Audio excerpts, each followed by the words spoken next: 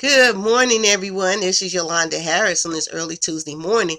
I wanted to share some information with you again in regards to my book, one of my favorite books, The Richest Man Who Ever Lived, King Solomon. As you can see here, this is King Solomon, the richest man who ever lived. You say, why is she always going to Proverbs? Because if you was one of the wisest men, or you were the wisest man or woman that ever lived, of course I will read your book. I will read your inserts. I will follow your instructions. I will follow your directions. If you were the wisest man or woman who ever lived. If you tell me there's a ditch down the street, why would I go walk down there and fall in? I'm going to listen to those wise words of instructions. Okay, moving right along. The richest man who ever lived, King Solomon. Yesterday I spoke about the importance of a vision. The importance of a vision. If you say, oh, I missed it, go back to my YouTube video or Vimeo, look me up and listen to it. And this is part 2 of it.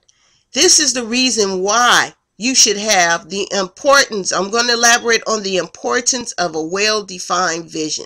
To have a vision, have a dream, and then to define it.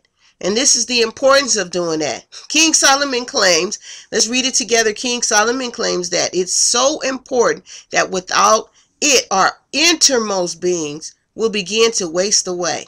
Your inner man, your inner person, your real you will begin to just waste away. The joy of living becomes replaced with the mere act of surviving or just getting by.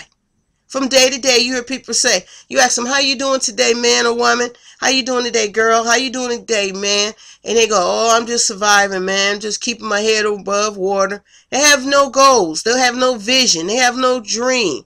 They're not implementing it. A person who has a dream, a purpose for living, they're like, hey, I'm happy. Man, I'm trying to make this money. I'm trying to do this. Trying to feed this family. They got a goal. They have a dream. The joy of living becomes replaced by that when you don't have one. You go from joy to no sustenance to depression and ultimately despair. That's the reaction of it. That's the results of not having one. You're just here day to day. Rick Warren. We're going to talk about that book as well. Rick Warren wrote a book, The Purpose-Driven Life. That book blew up. Was one of the #1 bestsellers. Why? Because he dealt with these issues. Your purpose for being here. What is my purpose? What is my goal? What am I here for? And he did a plan. I forgot how many days it was, but it was a plan that he did, a day-by-day step on your purpose-driven life. Having a purpose. The importance of a purpose-driven life. This is the things that principle that King Solomon said. Who are you? Are you wiser than King Solomon? No, you're not. He wasn't just wise, but he was rich. What a combination. Wisdom plus wealth. That's what I'm looking for. And this is just like King Solomon said right here. Just like he said right here. Just like King Solomon says, where there is no vision, the people perish. People just perish away. Proverbs 29:18. I want to encourage you. Get you a dream. Get you a vision. A purpose. Write out your goals. Set a goal for yourself. If you say, tomorrow I'm going to get up at 3 o'clock, get up. That's a goal for yourself. Tomorrow I'm going to wear a blue shirt. That's a goal. Or tomorrow I'm going to make this money. Or if you get on a job, say, hey, set a goal for yourself. I'm going to stay here for 3 years. I'm going to be the top executive.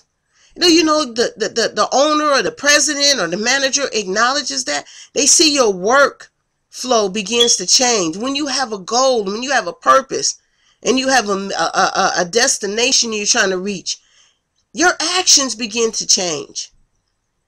Same thing in your marriage, in your relationship. You say, I want to make them the best. I want to provide for them.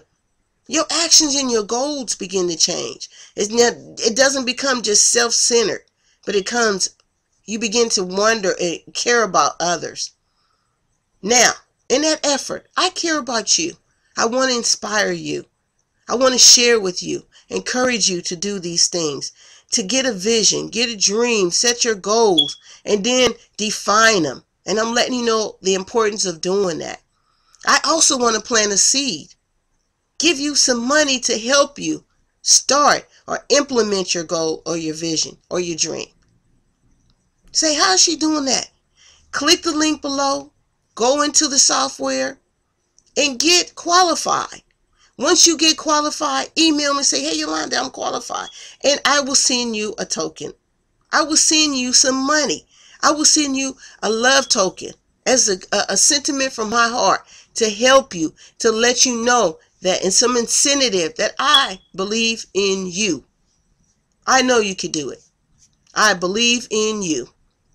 Click the link below and get started. Say, oh, how much is this going to cost? All that was just a gimmick to get me to click the link. No, it wasn't. It doesn't cost you nothing. Just your willing heart to get started. Have a blessed and a wonderful day.